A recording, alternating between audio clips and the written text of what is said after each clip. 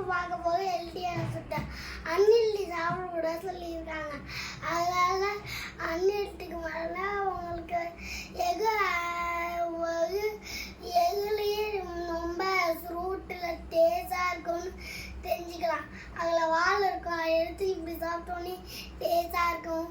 அதெல்லாம் நீங்கள் பார்க்க போது என்னன்னு தெரியணும்னா இந்த வீடியோவில் லைக் பண்ணி ஷேர் பண்ணி கமெண்ட் பண்ணியிருக்கேன்.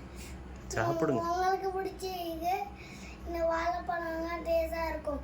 இது உங்களுக்கு பிடிச்சிருந்துச்சுன்னா உங்களுக்கு பணம் முக்கியமா உயிர் முக்கியமா கமெண்ட் பண்ணி இந்த வாழைப்பழத்தில் சொல்லுங்கள். இன்னாங்க சாப்பிடு, நீங்களும் சாப்பிடலாம்.